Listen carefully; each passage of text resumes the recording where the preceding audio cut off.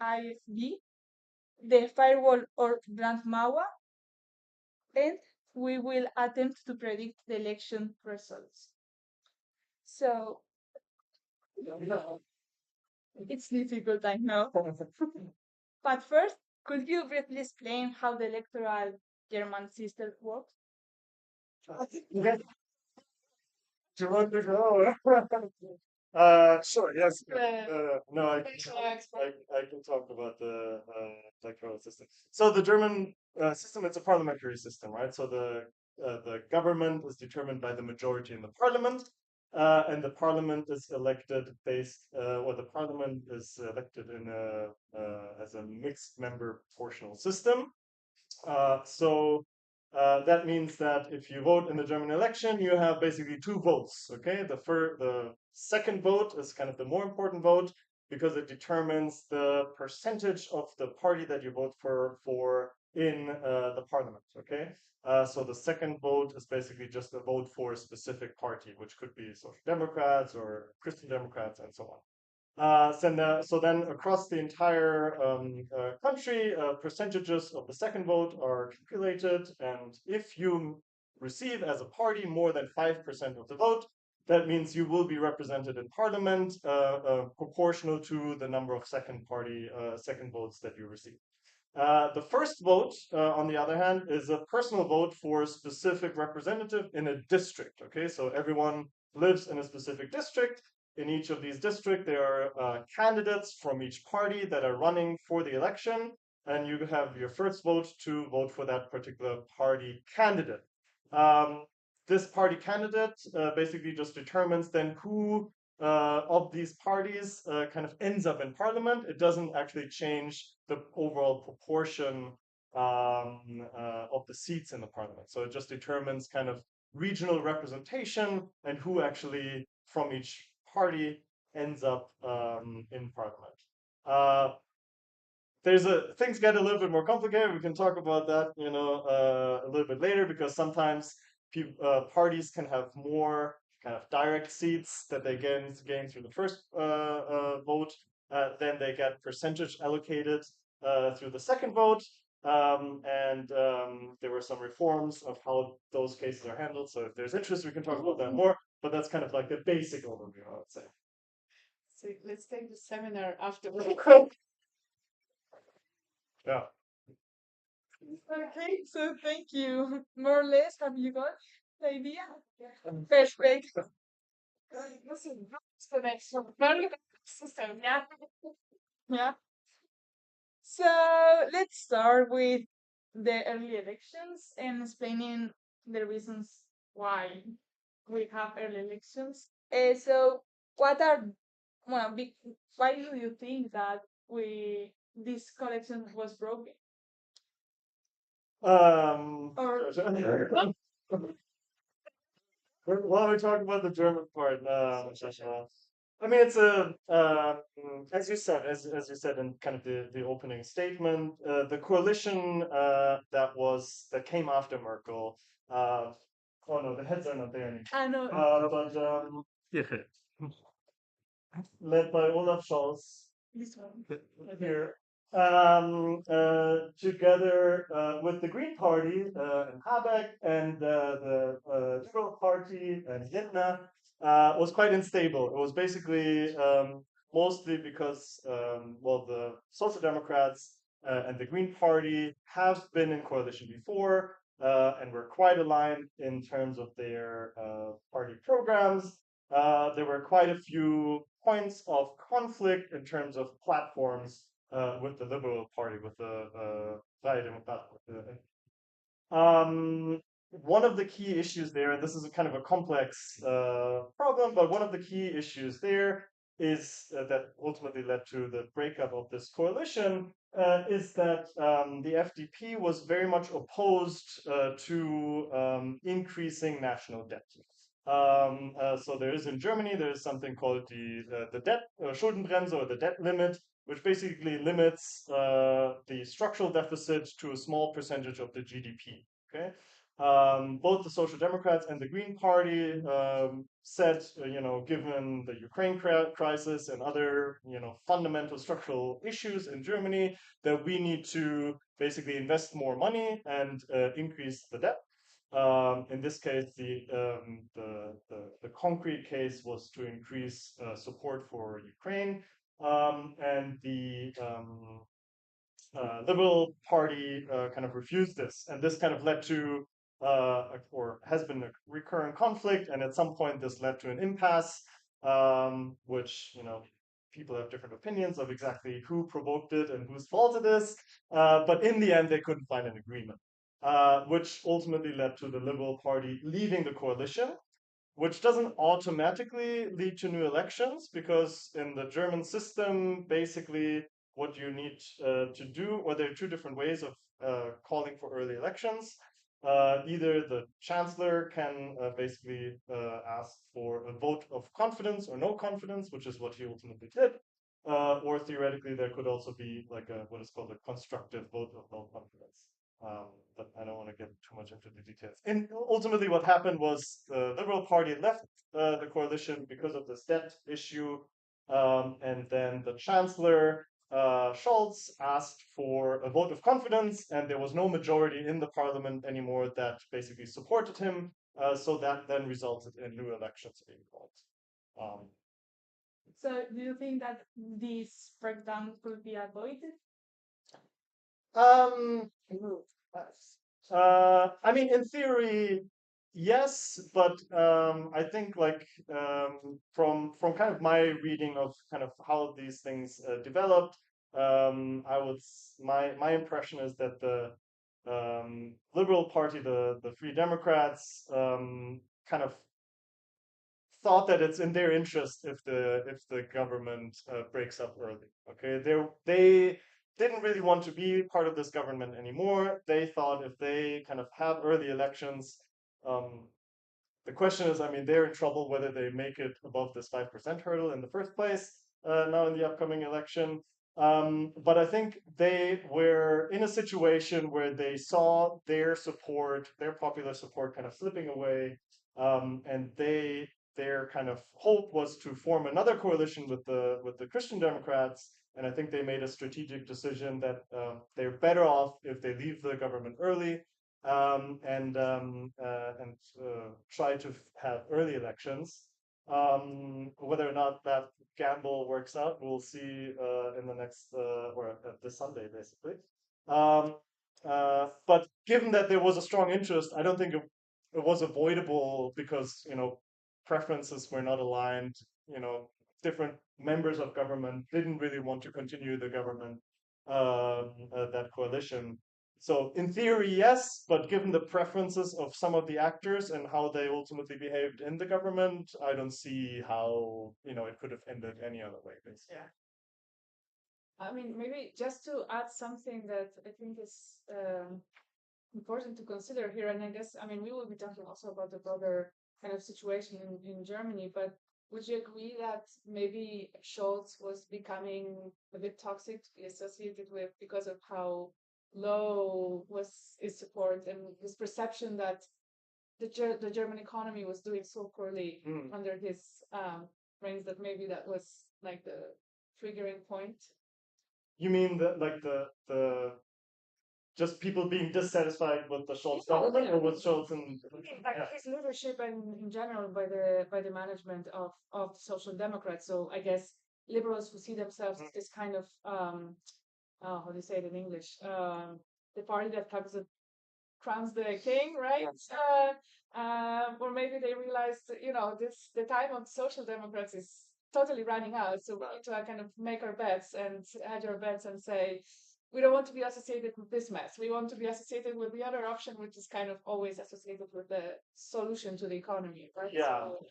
I think there's a point to that, and I think that's probably also how they kind of frame the decision-making process. I mean, how Linda talks about it is basically as a decision of what is best for the country, and like leaving the coalition was the responsible thing to do. Also, to kind of put Germany back on the right track. That's one interpretation. Another interpretation is that the Liberal Party and the Free Democrats were also not very constructive in making this government work, right? So you can ask a little bit the question, okay, why was the government so unsuccessful? Partly because it was so difficult to find an agreement, and the one partner out of the three parties that made it difficult to find an agreement in some ways where was the liberal one, right? So there are different opinions about exactly how to interpret, but there's definitely good point. Okay, that was interesting. That that's this question about. Yeah, I think in Spain also happens sometimes that some politicians don't want to be related to others because of those social stigma, I would say. Yeah. So let's move to the next topic. The rise of the AFD and the brand Mawa. So if we are moving to that, can I just talk about briefly about one more thing? Sure. That kind of connects to what Patrick was saying. Yeah. And because I think like when we think about German politics from the context of Spain, maybe it's not so clear that this is not some kind of very strange situation in which Germany is finding itself at the moment, having this kind of coalition government. Rather than German politics are very much based on this idea of seeking consensus or seeking partnership and coordination coalitions between these different parties, right? So I guess this is something. I mean, again, we would have to ask the kind of expert in electoral systems, and but as I understand, the whole idea about how the system has been set up after the Second World War was to kind of oblige the parties and oblige the political forces to seek these kind of agreements, right? So it's not, I think, I mean, I guess the situation is really dire, and we will talk now about like the role of the AFD and also what Merz has been kind of doing in recent weeks. But I have the impression that it's also important from a place like Spain, which is not so used to these kind of coalition governments, maybe it's becoming used to kind of to highlight that this is kind of like a structural element of German politics, right? That we have this kind of different coalitions, the different color coalitions, which I always find super entertaining to think in terms of if it's Jamaica or yeah, the yes, exactly.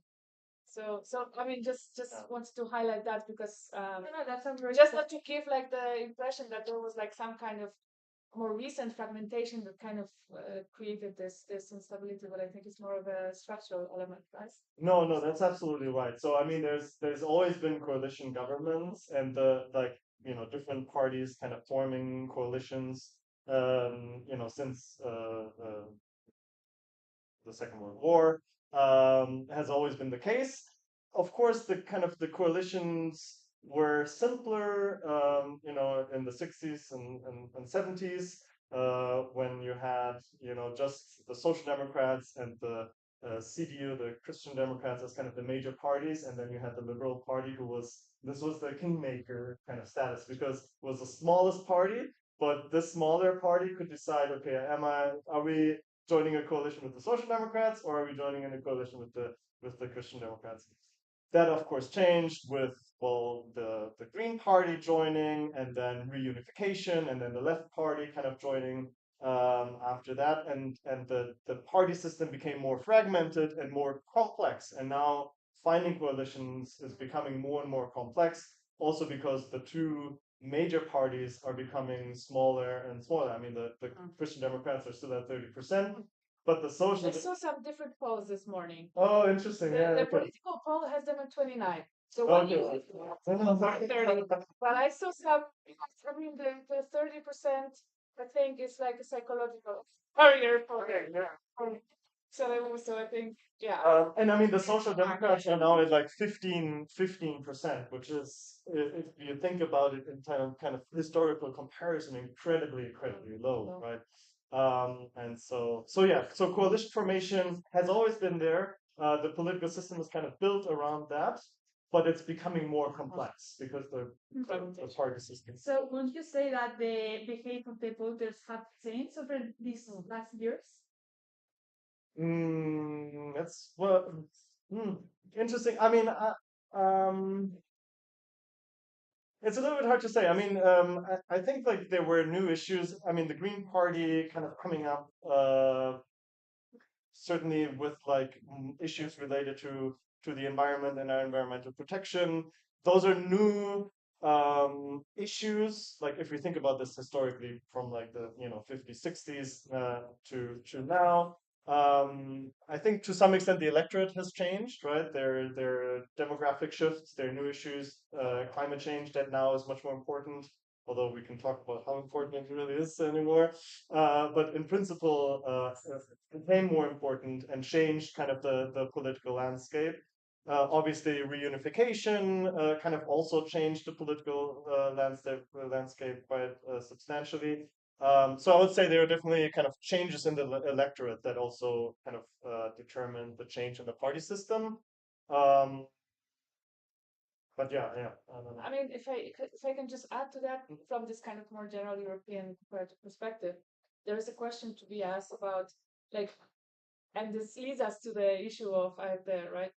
Is there a change in the German electorate that is kind of mm, going into a more radical position, right? Is there like a certain radicalization? Or are we just witnessing basically the normalization of politics as we have seen in the rest of Europe, right? Mm, Which is like we have this strong radical right or Eurosceptic right in most of European countries, right?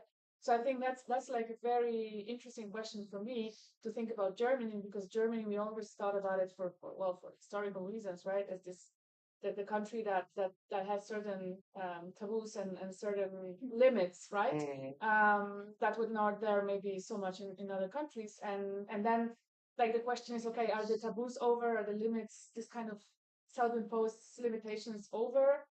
Are we going like towards radicalization, or is it just, well, it's happening everywhere, so it's also happening in Germany, right? Yeah. I mean, I don't have an answer, but I mean, we I don't have a yeah, yeah. I'm just It's a really good and really important question. I don't have a definitive answer. I think there are multiple process. I mean, there's shifting in norms and what is acceptable in political discourse. We see that across Europe, in the U.S. I mean, obviously as well. And we have some of those developments in Germany as well. There's also more polarization, not to the same extent as in the US, but certainly kind of a similar trajectory that is happening as well. That has to do with changing media environments, people engaging with politics in a different way as well. So I think there are processes that are all kind of going in that direction. Um, and yeah, I mean, we'll talk more about the AfD and the change in the norms. I'm sure. Yeah, we can play the taboo topic Yeah. with the this so grandmama questions. things, right? Great discussion. So we will like relate this taboo thing with the rise of the AD and the brand Mawa or firewall. So I wanted to ask you, why do you think that the AFD is gaining so much power in German society? Do you want to? Should we do like a German perspective? Yeah, So again, like complex question. Lots of research being done on this, and I don't think everyone has like a very like definitive answer. But I think one thing to keep in mind is that historically the AfD started as a Eurosceptic kind of not necessarily focused on migration party, but a party that kind of started in the context of the Euro debt crisis. Right? It was more of a kind of classic neoliberal, conservative, anti-European integration, anti-Eurozone party, right? And the kind of gradually kind of changed from that into this right-wing populist party with like sections that are clearly xenophobic, clearly, sections of that party that minimize the Nazi past, minimize the Holocaust, use Nazi rhetoric. So a very right-wing populist party. Um, the rise of that party, similar to the rise of right-wing populist party in other countries, is kind of it has a lot of different factors that I kind of go into play. I think overall there's a growing kind of discontent with kind of established parties in the context of well rising inflation, in the context of how COVID was handled. I think that kind of also gave a lot of kind of support. And of course, also shifting norms and the fact that the discourse is becoming more toxic and it is more acceptable to, talk about remigration. This is kind of one of the terms that the AFD is kind of coining to basically say, okay, we need to deport refugees, asylum seekers, and so on, right? So the fact that a party that uses that kind of rhetoric is able to gain as much support also requires a change in norms because previously those types of arguments and those types of that type of discourse was not really acceptable. Um, so yeah, so that's maybe the German perspective. Right? Yeah. Maybe you could put it in perspective and But I just want to go back to the start when you were talking about the AfD and its like in its early days, because I think it's such an interesting case that I in fact often use an example for students to understand how these parties might um, change over time, trying to kind of capitalize on the issues that are more moving more the electorate because like if you look at the campaign of AfD in back in 2014, and it was very much focused about this idea that we should abandon the euro, right? And in fact, if I understand correctly, I mean the reference to alternative. I mean that's basically alternative to Angela Merkel, right? Yeah. And hello, like discourse that I mean this is what we need to do, right? And I mean also of course in the area of migration, but early on it was all about the euro, right? And how Germany has historically anchored itself within European integration through the European Union in general, but in particular, right, by abandoning the Deutsche Mark as the kind of symbol of this great development after Second World War, as kind of agreed to be somehow contained by the structures of the EU, and that included the euro. And that is a really fascinating comparison if you take the campaign of AfD right now and those that they used to do in 2014. 2014, there was a professor of economy. I don't remember his name, who was the leader, but he was always on the in the campaign like posters, like professor economy whatever, economic professor. So very like technocrat, right? No colors that would in any way kind of give the idea that they would have any link to like Germany in particular. There was no mention of national identity, of any kind of cultural issues. It was like purely technocratic, very focused on the issue of the euro. And I mean that was the most boring campaign ever, right? Like really just talking about the euro and well maybe something about the banks and something about the Greeks that were too lazy to like pay for the stuff. So that was like the most exciting that it would get, right? I mean, and now we are seeing the kind of messages that Alternative for Germany presents in their campaign are really shocking. Like really, if you just see the posters kind of over time how they evolve, like they have definitely moved towards positions that are very thinly veiled um, discourse that used to be a very taboo issue in Germany until very recently, right? So I just wanted to kind of highlight this really striking kind of change in a matter of what 10 years. Basically, these are like two different parties, right? Right, you're absolutely right. And I think especially this like renewed focus in the discourse on these culture war issues, right? So getting all upset about gender or gender equality or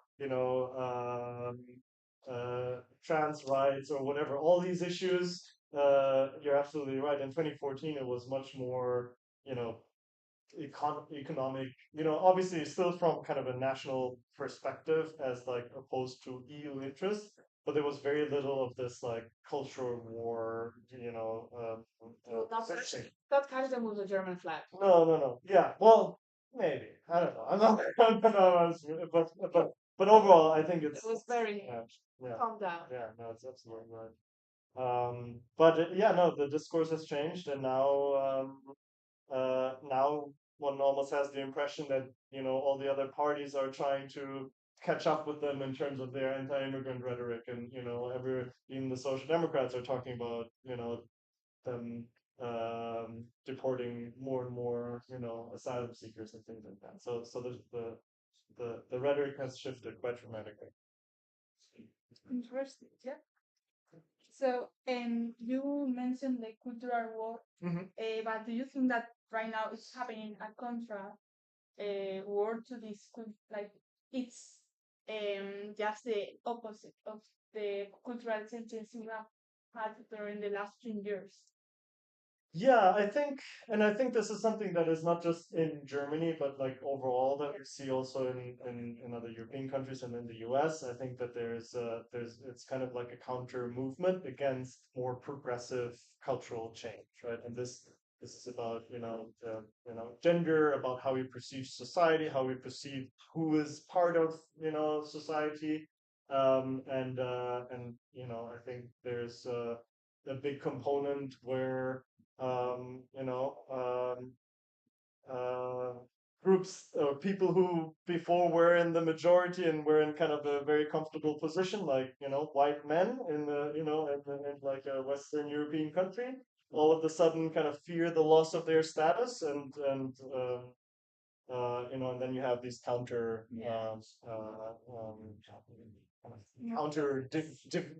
movements in a way, right? And so AfD is using that and is kind of taking advantage of that.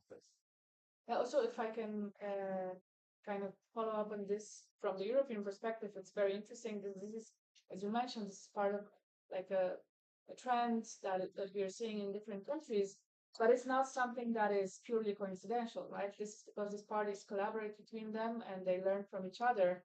And I mean, though I must say that with the case of AfD, um, they are too radical for some of the most radical right parties in Europe, like for instance Marine Le Pen, who says like, oh, I cannot work with AfD, like they're going too far.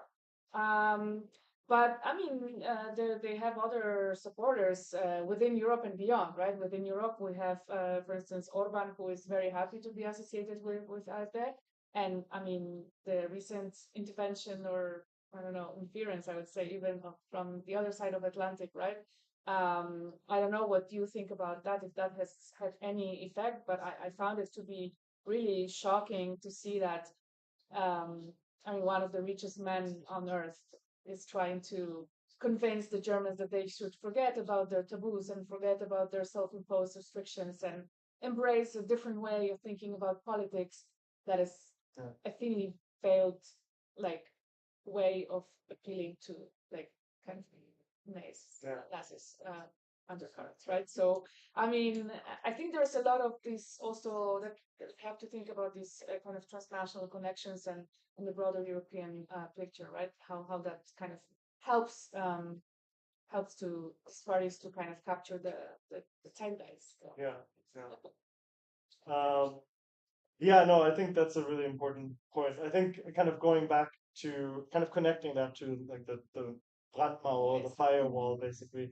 So, I mean, first of all, I think um, it's still an open question to me a little bit to what extent what JD Vance said at the Munich Security Conference and kind of saying like we have to European countries or in Germany in particular has to kind of abolish these kind of taboos and work with AfD because that's the democratic will of kind of the people, kind of the way that Trump is also the democratic will of the United States.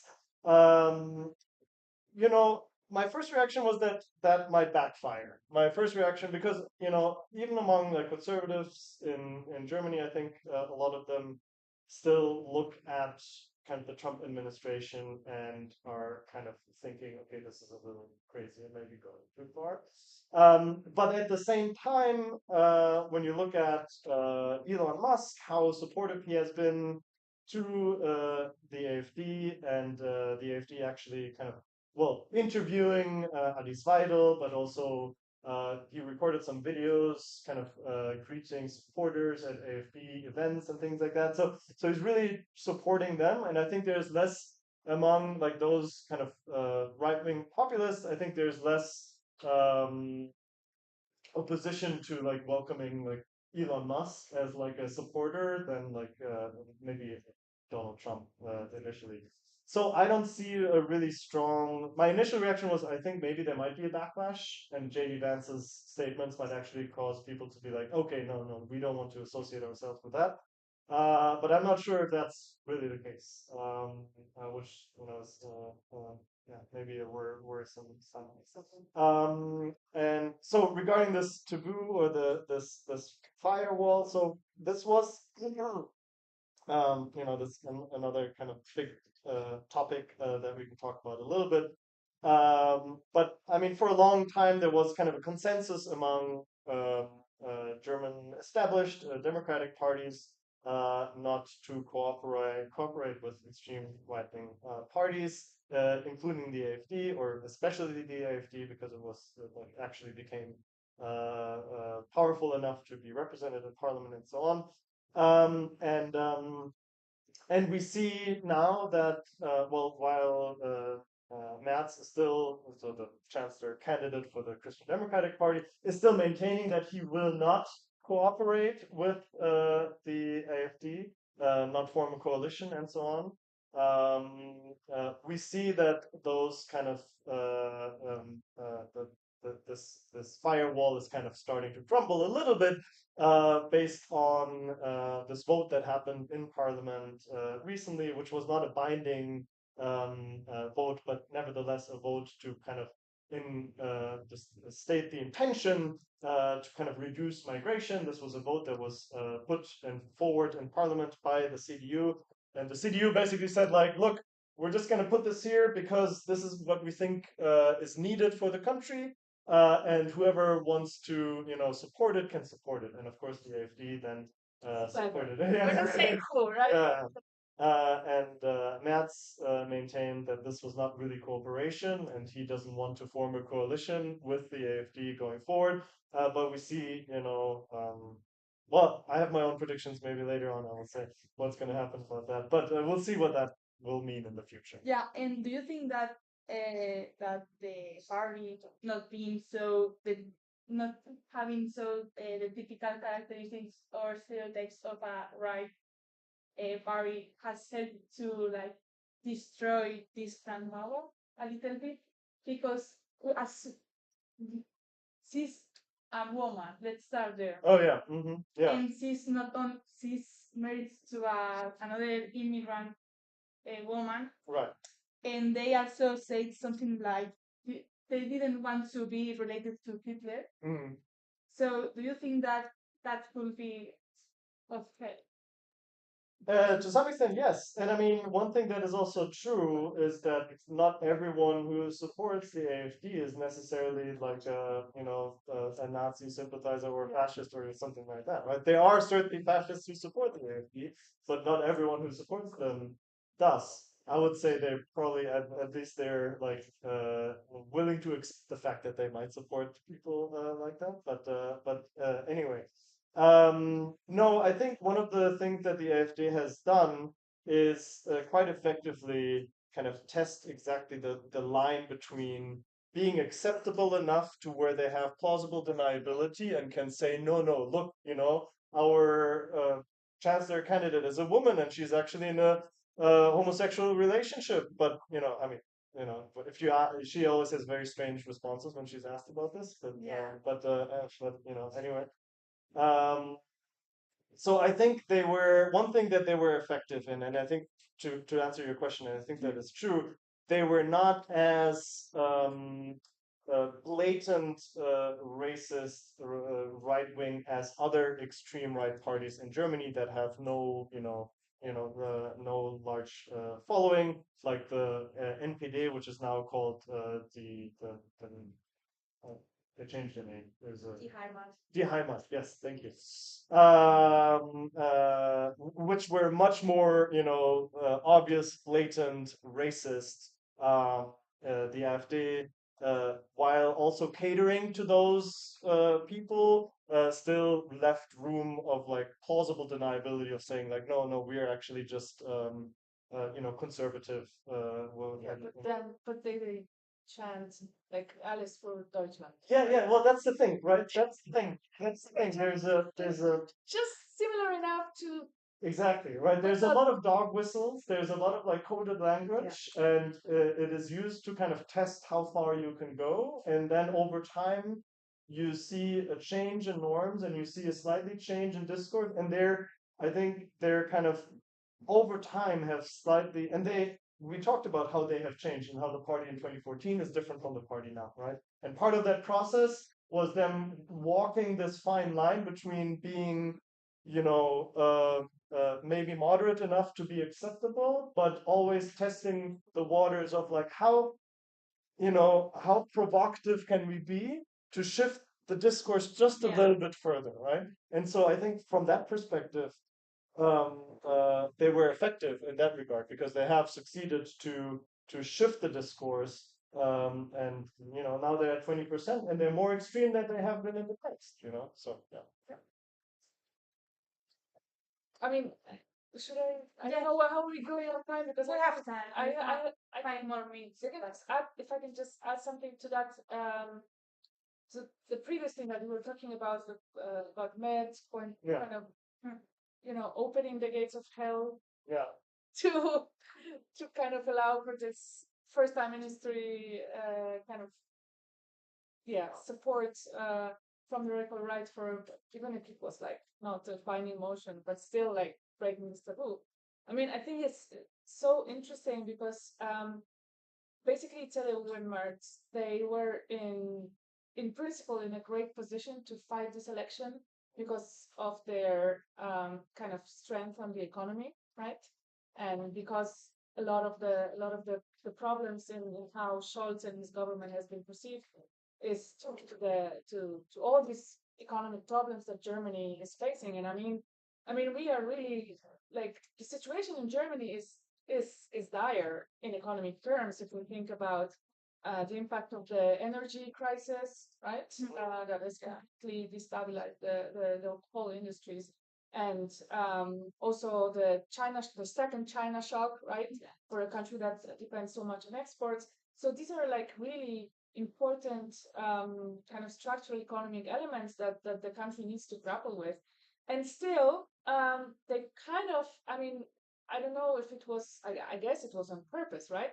But then Merz makes this decision to instead of playing this on the field of economy that is his strength, to take it to the terrain of AfD and try to start making it about migration. And I mean really even like thinking about implications for the EU, talking about some really strong changes to Schengen, for instance, which is like one of the pillars of European integration that for Angela Merkel, even at the height of like the migration crisis, was absolutely untouchable, right?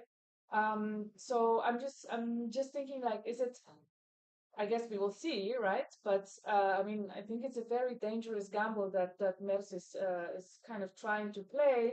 And of course, he's saying that they need to do that because he wants people to go back to the EU, right? To the more moderate position. So we're moving more to the radical side because in this way people will go back to us. I mean, we know from research that this doesn't happen. Yeah. Like this doesn't work so great. So I'm just like, I guess we will talk about like the predictions also of what will happen. But I found it really astounding, like how how the whole campaign moved from this economy ground that's really ripe for like new ideas and really changing gears and switching kind of strategies to talking about this issue that I mean, is just yeah, playing into the hands of AfD, no? Yeah. So No, absolutely. Yeah, no, I agree. I mean, I think there's like have to unpack this a little bit. There's the the way Merz, I think, views the situation of the CDU is that I think from his perspective, um, he thinks that one of the reasons why the AfD became so powerful was kind of Merkel moving the CDU closer to the center. they hate each other, right? Yes, they hate each other. Absolutely, yeah, yeah. When Merkel initially became candidate to compete against Schröder to become chancellor, she basically bested Merz, who wanted to become the chancellor candidate back then in 2005. And then he kind of went from the CDU to BlackRock, an investment firm, made a lot of money and waited for Merkel to retire, and now he's back, basically. So, yes, but I think from his perspective, and I agree, the research suggests that that's probably not going to be effective. But from his perspective, the Merkel kind of era of the CDU basically gave an opening to the AfD because the CDU was moving more to the center, specifically on migration. And Merz tries to kind of challenge the AfD and kind of get the voters back by moving more and more to the right. Maybe that will work. What we see right now is that what it does is that it changes the discourse and changes the norms and makes the things that the AfD is asking for more and more acceptable, right? So I think there's quite, some doubt whether this is like a long-term, really feasible strategy, but it remains to be seen. Um, um, you also raised a very good point, Merz. So I think one thing that we also have to keep in mind is that the CDU right now is polling at about 30%. Given how unpopular Scholz is and how bad the situation in Germany, economically speaking, is actually, the CDU should be polling much higher, right? So this is actually not a particularly good election, or it's at least they're not polling particularly strong compared to their results in the past, right? So I think Merz is still under a lot of pressure, despite the fact that he's the likely winner of the upcoming election. And his decision to go for this vote to kind of open the gates to hell, as it was called this was by the Social Democrat, by the uh, politician of the SPD. And any kind of uh, yeah discussions about that the problem is the difference or the problem are the migrants. And I think they're very often kind of bundled together. So sorry, now I went on the rant. No. I agree 100% with what you said. I think one thing to keep in mind is people who are kind of afraid of like this loss of national identity.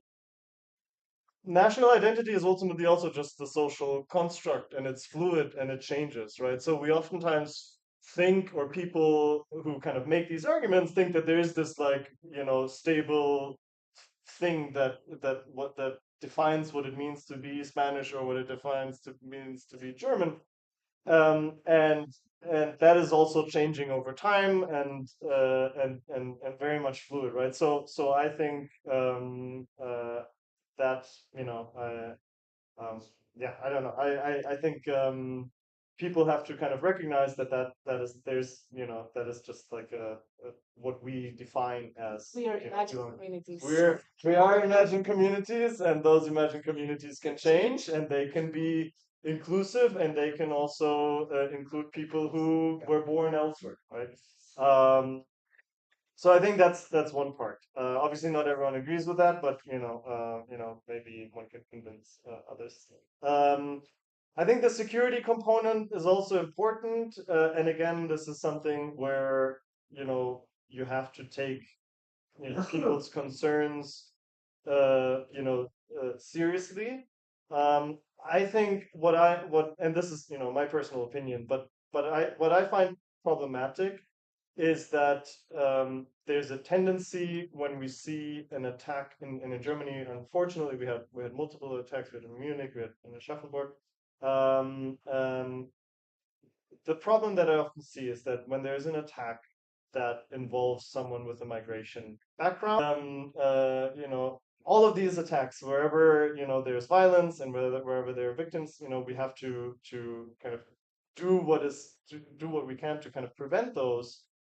Um, but I think that when it comes to kind of these attacks, I don't think the solution effectively is to like if we stop migration or if we deport everyone, that's not going to solve this issue. What will solve this issue is access to mental care, like mental health care, and like there are more pragmatic measures that can be taken to help people who are radicalizing themselves or who are or education, things like that. So I think like a little bit of a pragmatic view on how one can actually address these issues and not immediately thinking about this as like another attack. This is migration. We have to stop migration. It's too simple, and in my view, will not solve that issue. Sure. I think it's difficult to fight against these populist ideas about generalizing immigration problems. And how would you say that it's the best way to for moderate politicians to fight against these populisms? Great question. Great question. Do you want to start? I mean, like we already have somehow referred to that, right? There are issues that are underlying. So this is not to say that people don't have these kind of preferences, right? There is racism, there is xenophobia in the society. And however, I think when it becomes an issue, when it becomes a problem, is where there are people who are whose attitudes of this kind or this kind of preferences become activated in some circumstances that are difficult, like some kind of economic difficulties. I don't know, the housing prices, all these kind of issues that can be targeted, as Patrick just said, not through migration policy. Rather, they should be targeted through social policy and changes in the economy and how things are working in the welfare state, etc. So again, this is not to say that there are no people who hold these kind of attitudes, but in my mind, it becomes activated where there is some kind of grievance that then can be connected to these kind of attitudes. And therefore, I think for non-populist politicians, in my opinion, the best way to kind of go against this threat or this kind of populist ideas is to think about like real ways in which we can improve people's lives, everyone in the society, right? And especially like again problems, I don't know, problems among the youth, right? I mean the young people also in Germany, but also in Spain and Poland are radicalizing now. And we thought the young generations were so open and they were so kind of integrated in Europe, etc. But we are saying that, and especially among men, young men, that is an issue because of these grievances that some of them can be related to economic issues, other maybe to some perception of loss of status, Yeah. right? So I think like when we try, I mean, I'm not a politician, so of course I'm saying it as like, as I imagine that it would be so easy to do stuff with politics. But I mean, if for me there's a response to that or like a solution would be to tackle the real issues, right? The real economic grievances, the real, I mean, people in Madrid are finding it really hard to find housing, especially like young people, right? Or finding maybe a better job with better conditions, especially for young people and stuff like that. So like really tackle that and like stop really feeding this. I mean, and I'm sorry, but like this is what I'm seeing in Germany, and I don't agree at all with this the tactic that Merz is somehow implementing, because instead of creating an alternative, a real alternative in terms of solving these issues, it's feeding into the discourse of the populist right. So I agree with I went on no a rant. no. I agree with you absolutely. I think kind of taking people's grievances and concerns seriously and finding effective ways to address them, to actually address them. I think that's one part, and the other part I think is I for politicians and also for society as a whole is I think to try to counteract the shifting of norms, right? I think that's an important part, right? I think this is something where politicians can whenever this goalpost or not the goalpost, but whenever these kind of norms are kind of slowly torn down and things are becoming acceptable that didn't used to be acceptable. I think one thing that is necessary both in society and also for politicians is to stand up and say, no, this is not acceptable, and calling this out and saying that this is not discourse that, as a Democrat, Just is trying to historic. make sense. Come on. But yeah, so anyway. So let's go to the last topic before we try to predict the elections. So European Union.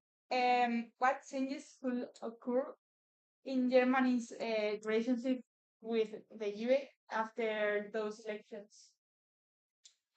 I mean, I have a quick answer to that. I don't know if Patrick would agree, but I don't think that we will see a radical right party in the German government. I think right now, and this is an open question because as I have been following the campaign in Germany, it has been unusually, I think, aggressive Mm. or confrontational, maybe let's say. Um, but like I would expect some kind of broad centrist coalition after the elections. That will mean that Germany will be able to constructively engage with the European Union. Maybe in the next elections, if they continues on its trend, that will be different. But at least for this upcoming legislature, I think that will be the case. But still, I mean, there are some issues, and I already mentioned that before. With his strategy on taking on the migration issue, the leader of the CDU is actually, even though he's very much, I would say, pro-European, and CDU has always been a very constructive. I mean, except if we talk like about issues of debt and austerity. But okay, like in general idea, in terms of like the general idea of European integration, it has been a very constructive partner. But I mean, with the migration, the shift in migration position, for instance, they're trying to question the idea of Schengen, right? So maybe there are some changes that are coming, right? That is possible even from a very broad coalition or a more centrist coalition. Even without having AfD in the government, I guess AfD is already affecting this kind of positions, more centrist position, mainstream positions. So Yeah, I would agree. I wouldn't expect for this election like a dramatic shift in EU politics. We'll talk about like likely coalitions in a little bit, but I agree with your assessment. Um, um, I think just to put things in perspective, I think one thing that makes things like harder to predict a little bit also in terms of the EU politics is the changing global political landscape and Donald Trump and the changes that the Trump administration is bringing to US foreign policy. And it's really an open question how, to what extent the European Union and political leaders in the European Union will be able to find an effective response to the challenges that come with realignments of U.S. politics, which join that, yes, join that. yes, Next yeah, generation 2.0. I'm yes, telling you, like yeah, this will happen, or we all yeah, are doomed, yes. basically. So I think that's a big kind of question mark. But like overall, yes, Matt's in terms of like border controls and things like that, there are certain like populist policies that are kind of against the European Union and the idea of European integration. But as a whole, I expect the next government to still be pro-European and being constructive in in working with the European Union. How it will look like the election after is a really good question that we can get to when we talk about predicting elections. So we hope that European Union is able to change those or to solve those problems, and this way we're not gonna have to face like um the European Union's growth. Yes, I also hope so. Then I will be out of job. Yeah, so want to predict? Predict. I mean, so here's my 2 cents on predicting the elections.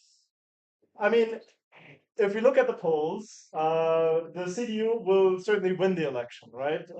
But the open question is what kind of coalition will ultimately form. And the key question that will change the dynamic of these coalition negotiations, which will be which of these small parties, the Left Party, DSW, and FDP, will actually make it into parliament. They need more than 5% to be in parliament.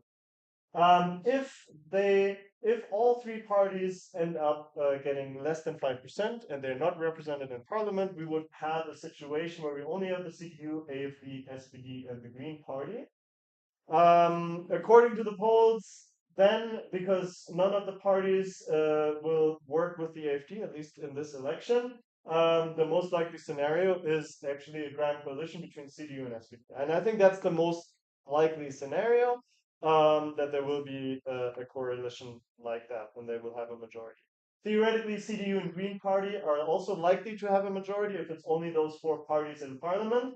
But let's say there's more points of conflict in terms of policy positions between the CDU and the Green Party. So I think like a grand coalition will be more likely.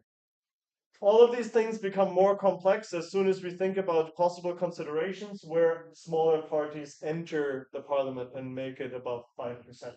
The Left Party is the party that has the highest probability of entering also the parliament. If that is the case, things become more complex because the Left Party will not coalition with the CDU. That's not going to happen. Uh, but that implies also that the CDU and SPD or CDU and Greens, so the two-party coalition, will most likely not have a majority in the parliament. Okay, because they're just at 50%, and if there's another party that enters, then they're going to be just below 50%. So that might make it necessary for the coalition to be formed between CDU, SPD, and the Greens, which will be kind of unstable because SPD and the Greens are very kind of aligned.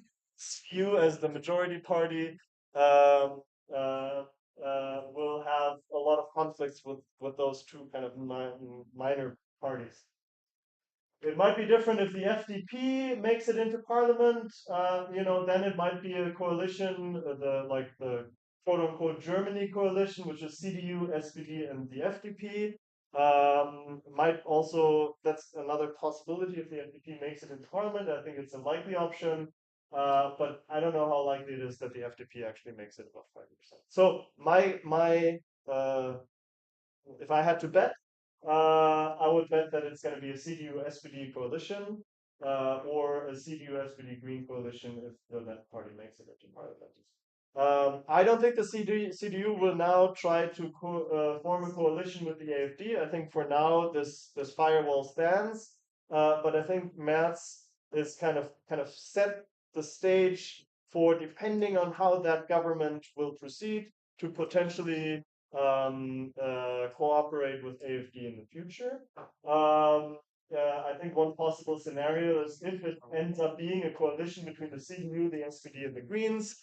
If that coalition is very unstable, not very productive, and it might be the case that that coalition might break up at some point in the future, and the CDU will say like, sorry, we really tried with those democratic parties, and now we're gonna either form a minority government that is somehow supported by the AfD, or like a coalition with the AfD altogether. I don't see that now, but who knows what will happen in 2, 3, or 4 years.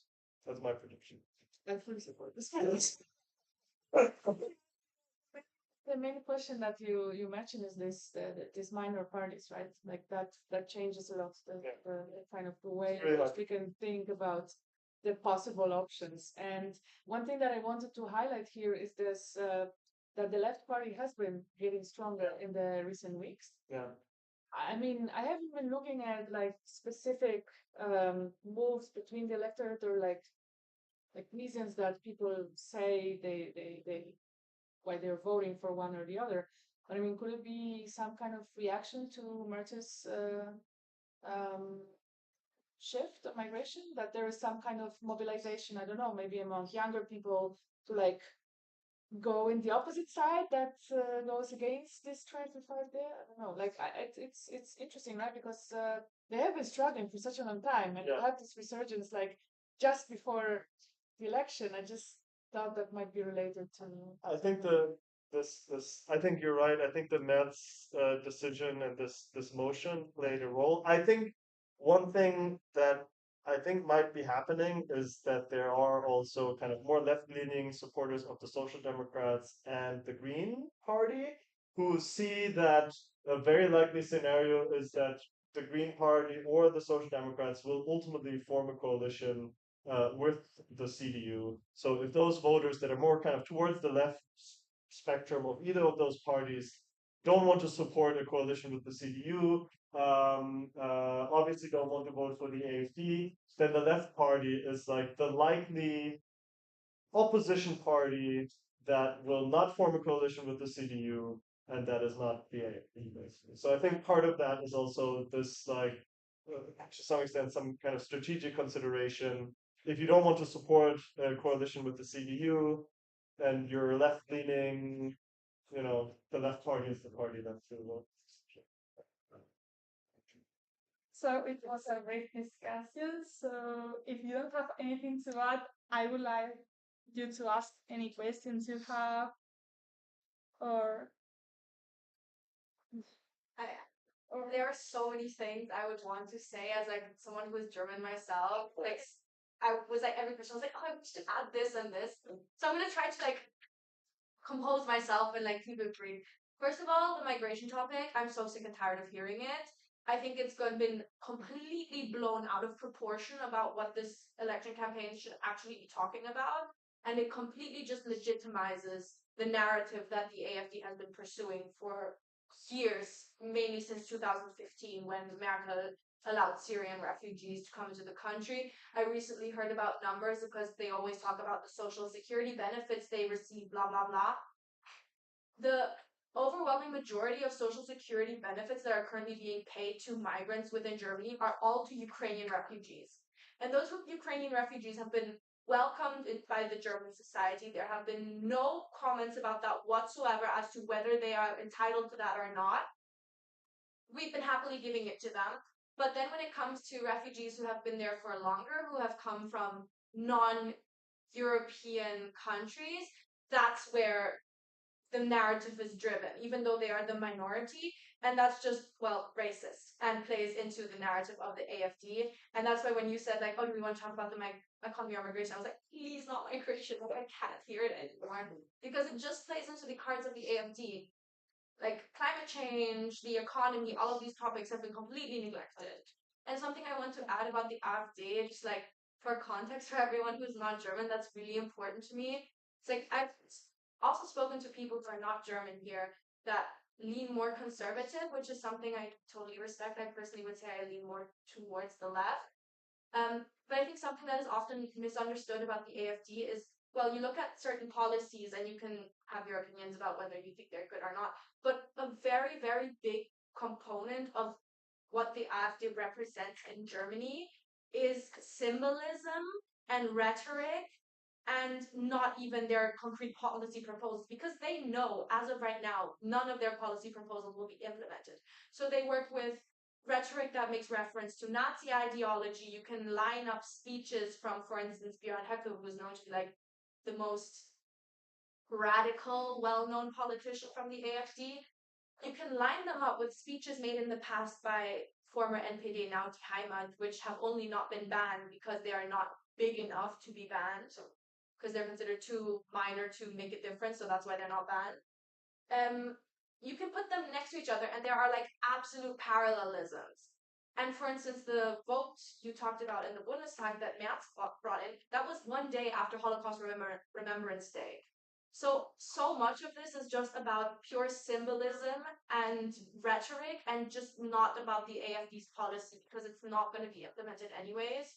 So I just really wanted to highlight the importance of that element because that is, in my opinion, the more dangerous part of what the AfD represents. If they want to they want to get rid of the euro. Nobody is going to help them get rid of the euro. Nobody wants to get rid of the euro. Nobody wants to leave the European Union because if there's one country in the EU that benefits from the free movement of goods, it's Germany. We're right in the middle, geographically speaking. But it's just the ideology that they represent and the symbolism that is what makes them that big of an issue. So that's just what I wanted to add on that. The actual question I have, Patrick, is how realistic do you think, or how beneficial do you think a ban of the AfD would look like? Maybe for context, I study EU law and European comparative law. I'm an exchange student here, basically, I haven't guessed. So I wrote my research thesis and everything about how it would be possible to ban the AfD. So like I know the legal feasibility, etc. of it, but as a political scientist and psychologist, do you think that it would like play out well, or do you think it could backfire because then they feel confirmed in their narrative of like, oh, the elites are going against them, etc. How do you think a ban like that would play out in a more political science sense? That's a great question. It's a very difficult question. I'll give you,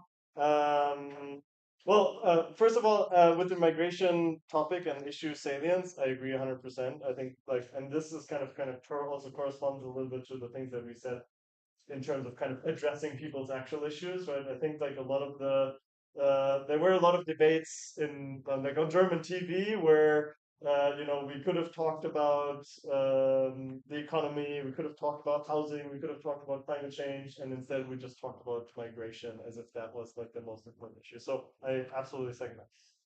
Now, regarding the ban of the AFD. So in general, just for everyone, for context. So there's a legal procedure. It is possible in Germany to ban parties that actively and in an aggressive manner work against the constitution. Right. So there is a legal framework to ban parties that are in Germany.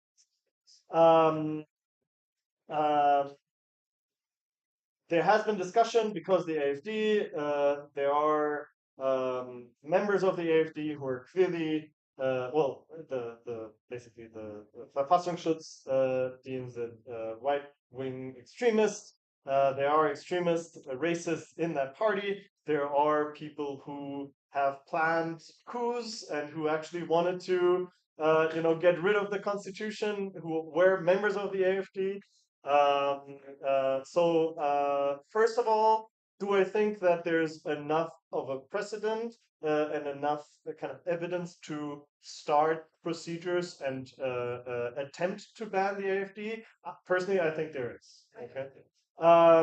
Now the question is, how likely is it that that ban would be successful? And then what are the consequences of a successful ban versus an unsuccessful ban? And a lot of the arguments that are brought forward by people who say, okay, maybe we have to be careful, is that some people think that it might not be so easy to ban the AfD, and if we try to ban it and fail, then we have exactly this issue that the AfD supporters can basically say, look, the deep state is trying to ban us, but now we have like the official confirmation that we are actually legal, right? And I think that's a real risk. Personally, I would say that's a risk I would be willing to take because Germany, given the history, is a democracy that has specific kind of rules and guidelines that allow for the banning of parties that work against the constitution, and the AFD is a case where there's at least enough evidence to suggest that at least for parts of that party that is the case, right? So I think there are risks associated with that. Uh, I agree that it might backfire, but if we don't try it for a party like the AFD, like what do we have these measures for, right? Because as you said, the Heimat, no one cares. Like no one's going to vote. No one is going to vote for them anyways. So they're so minor that banning them doesn't really make sense, right? And now we're saying, well, the AfD, it's 20% of the vote, so they're too big, so we cannot ban them, right? So if we're following that argument, that no, then it's never the case. I think that goes back to some extent, I don't want to say too much. It's a very difficult and important question. Of course, one shouldn't take banning parties lightly, right? But I think this also connects back to kind of the role of norms and kind of defending democratic norms, right? And so I think this discourse, even if it is unsuccessful, and I recognize that there are risks with an unsuccessful ban of the AFD, I think the upside could be to have a clear discussion of what is acceptable as a democratic society and as democratic discourse, and try to fight back and reinstating those norms that we have. And I think that could be, even if the ban itself was not successful, I think a good outcome could be to have a discussion that refocuses on what is acceptable as a democratic society and what do we, not accept in terms of kind of racist discourse and so on. Can I add something? Yeah. So, do you think that the normalization of some radical ideas is helping the IFB, like being more normalized and integrated to the normal politics? Yes. So I think the normalization or the shifting of the norms is Yeah. a key factor. Yeah. So. I feel like this party was won, Mhm. it would not be so good seen because some of those ideas they have, they are so integrated in our societies that it will be like banning a party we don't like. Mm, so right. So if I understand correctly, so what? So Like because of the shift to the right, they like in general in all the countries. Mhm. I feel like some ideas that some years ago were not so common or not so many people thought about them. Mhm. Nowadays we think about them, and Mm. I mean, so it's tricky. So I think, one part that is, so one part in terms of this backlash is that, of course, there are 20% who are voting for the AfD, right? So how do they perceive themselves in the political system if, for example, this party was banned, right? So if you look at the way the CDU is moving, they should be right at home there with regard to the anti-immigration rhetoric to some extent, right? Um, um, and of course, we don't want to kind of completely antagonize. We have to kind of at some point also think about these preferences and have them represented in politics. But again, historically, you know, we also banned the NSDAP after the Second World War, and like politics moved on, right? So in a better way, right? So obviously the AfD is not the NSDAP, but there were supporters of the NSDAP in Nazi Germany who like then integrated, and there's like a long discussion about how they integrated into a German democracy afterwards, right? So I think there's ways to do that, I guess. thank you. Can I I don't know ask if that's a if good we answer. questions from you Yeah. collected? Yeah. Because I mean Yeah. I will need to I will need to leave soon. So Yeah, sorry. Yeah. and I I don't know if anybody needs to. Yes, I wanted to ask specifically regarding, well, you already mentioned Trump a few times and the war situation with Mr. Vance. intervention. And I just wanted to ask, given the important shift in foreign policy from the United States, well, first when the German government collapsed, it was precisely at the moment of the victory of Trump in the elections, and especially after last week with the Munich security conference, where a lot of things have happened. We had once criticized not only the Germany, but the Romanian elections, and in general, the immigration policies.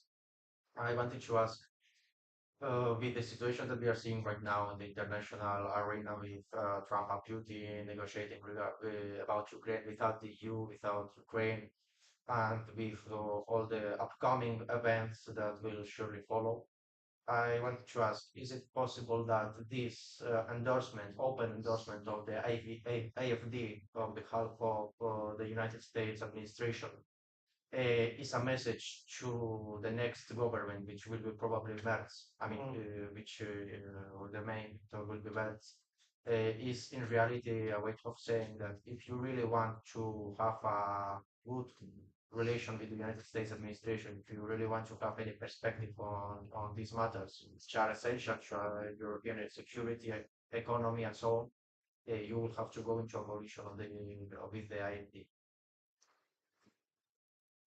Can we take two questions or like collect the questions because I mean I think there were some more, yeah. So Yes, no, sorry. Yeah. yeah, is that Yeah. okay? And then We will answer. Yeah, we will answer to your question. Yeah. And let's collect the few. So, I don't know much about German politics, but I was interested in knowing why is the left so weak? Because we often talk about how the left usually just know how to sell itself, mostly to the younger generations, due to the complex rhetorics and discourses they use, right?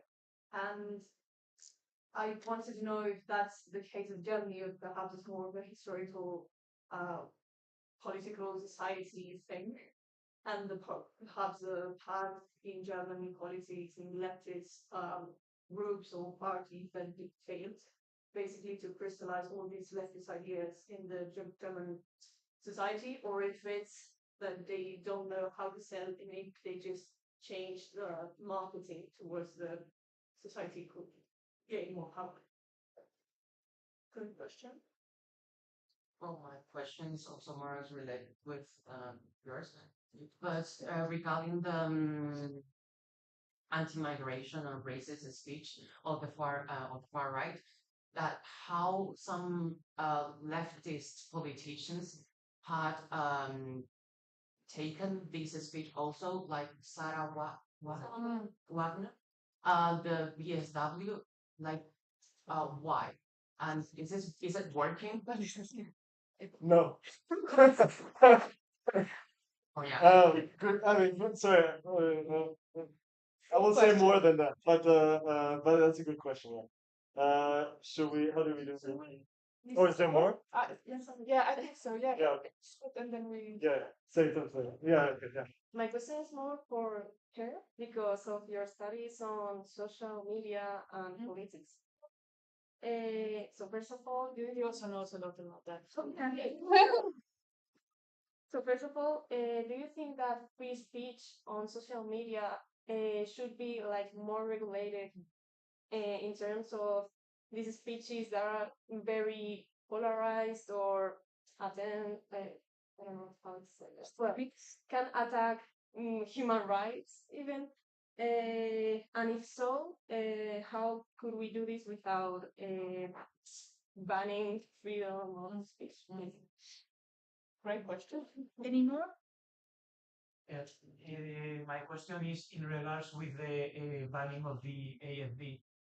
Don't you feel or don't you think there is like an unethical problem with wanting or believing that a party which seems to have garnered something like a fifth of the population's support, like can't participate?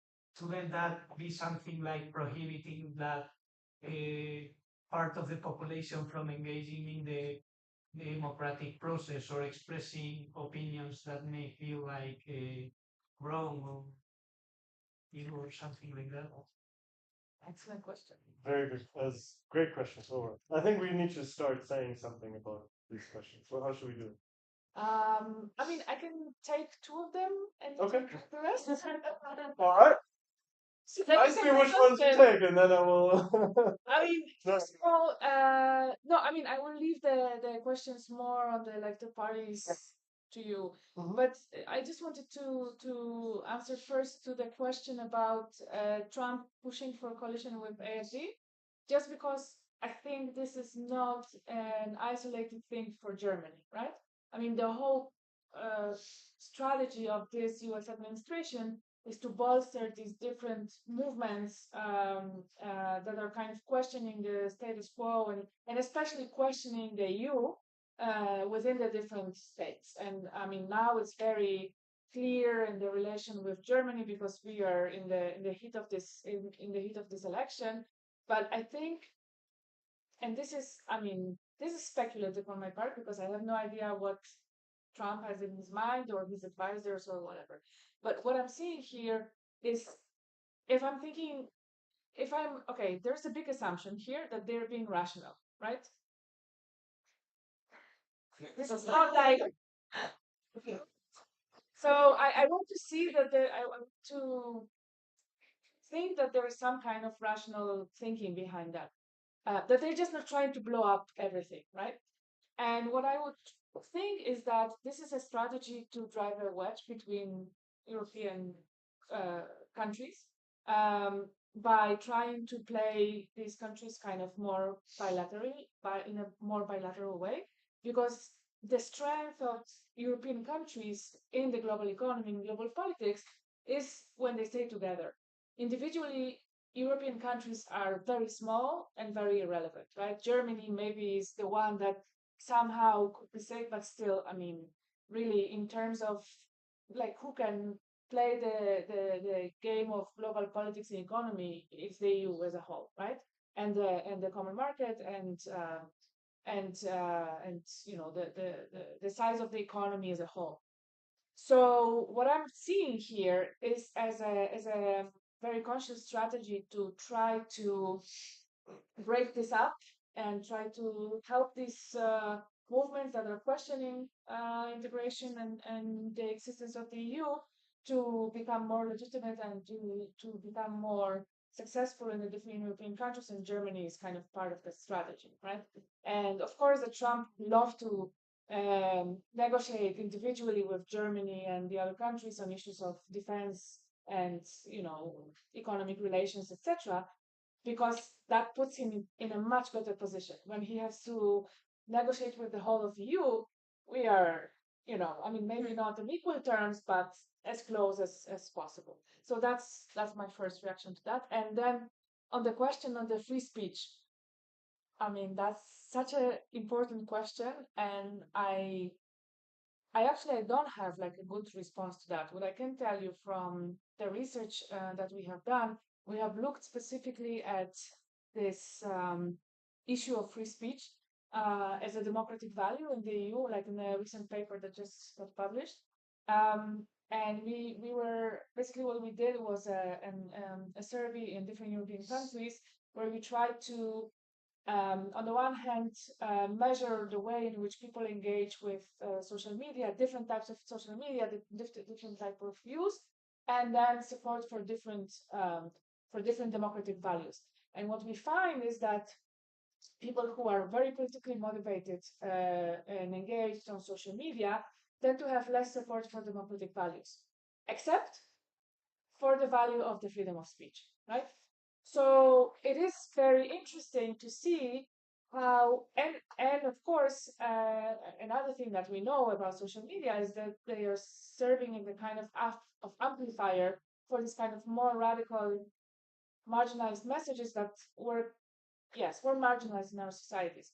So in a way, this is like a very, very dangerous mix, right? To have this kind of platform that amplifies these more radical views, and to at the same time see this. And this was most pronounced in Germany, by the way, because of these whole debates about well, what is acceptable, right? And these parties very much playing with this idea that we are the true Democrats because we want to allow, like, you have to tolerate even if we are not tolerant, right? Or we're saying that there are things that are not tolerant. Like that's our, like, that's what free speech is about. So I don't have like a good answer to just this question of like how should we regulate it better.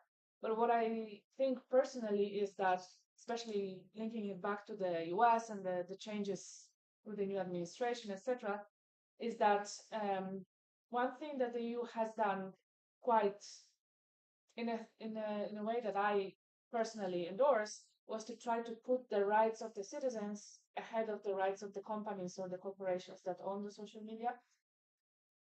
But we will see if this withstands the pressure from the new administration, right? Because I think that was the right way to go, but we will see if this can be maintained. So now the floor is yours. We have many, many very challenging questions. Can I say something about the free speech? I'm trying to.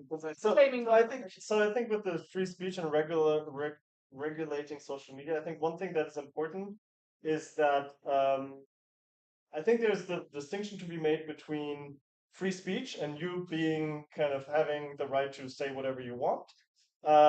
But that is not equivalent of you having the right to have your voice amplified, hundredfold, right? So for me, regulating social media does not really mean like restricting free speech, but more like regulating how voices or what kind of voices are amplified, right? So kind of not everyone, it's not a restriction of free speech to say like not everyone is allowed to go on national TV and say just whatever they want to say, right? There are, like you can still have free speech and people can say what they want, but that doesn't necessarily mean that they need to have a platform on national TV, right? And so I would think about social media and regulating social media in the same way, right? I think it is fair to say we can regulate how voices are amplified if we take into account that certain, racist rhetoric or for whatever creates a lot of reactions, and ultimately social media companies care about people using their social media platforms, and so content that creates a lot of reactions gets amplified, right? So I think, I mean, how we do this from a technical perspective is of course another question. But at least at a minimum, having more transparency on how and what kind of content is getting amplified and what kind of content is maybe downplayed a little bit. I think at least we have to have transparency about that. And then we can think about also regulating that. And I don't think that's in contrast to free speech. It's about amplification and, and anyway. US policy. I think I sorry, you said something about that. I would also say that I think the US might be thinking about this as in like shifting kind of to some extent having more right-wing populist democracies around the world also legitimizes themselves to some extent, right? And so maybe that is part of the calculus also. One thing I think that is important is that as of now, a lot of people who support like CDU and even conservatives who support like Mert's government are very skeptical of Trump. So I don't think that calculus will, as of now, really work in the sense that I think Merz right now would probably get, and we see this with a lot of demonstrations after this motion, that as of now, there's still an electoral cost to working with the AfD, and I think we're seeing that. Why is the left so weak? Very good question. Part of it, like at least recently, is the split of the BSW, and this kind of connects this to the anti-immigration speech on the left.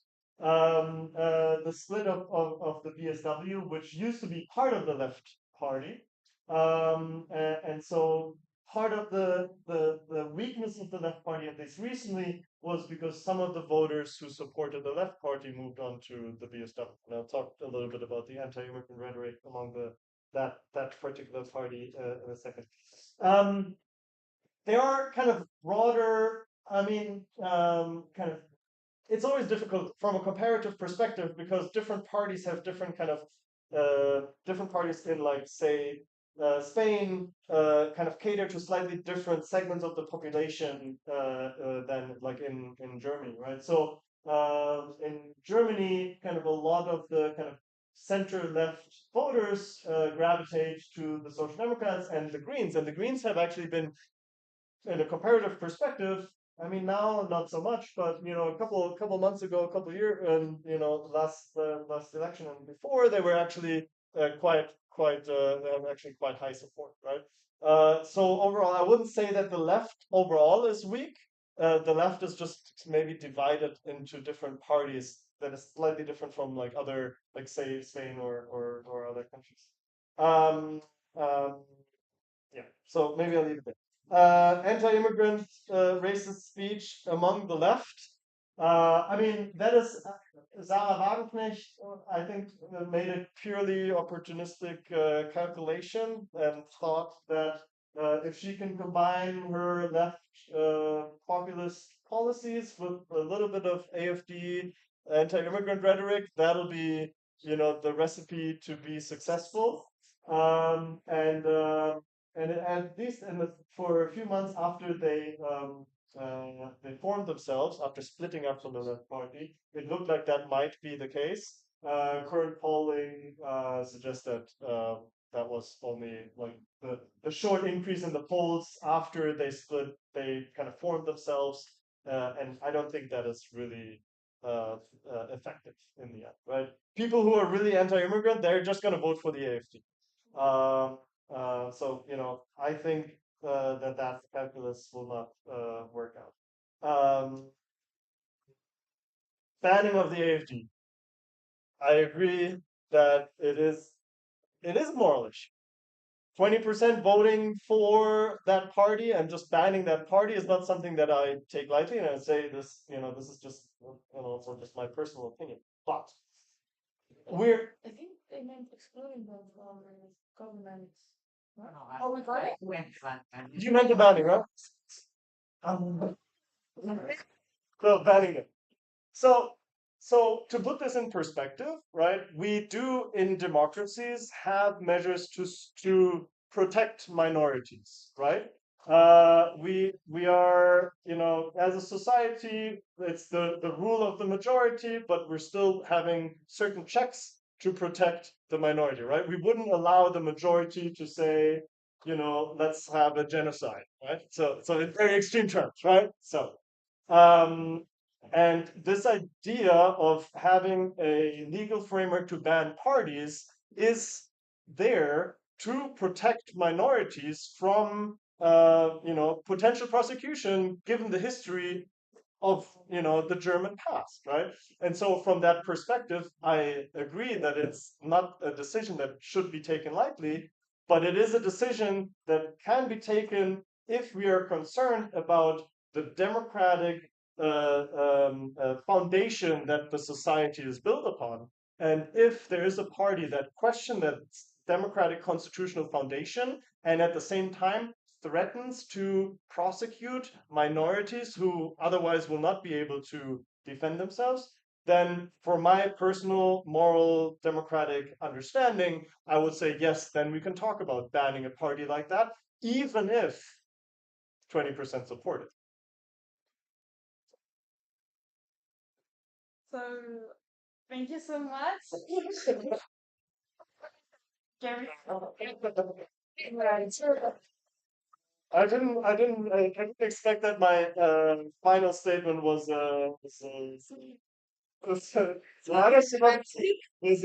no, no, no, no, no.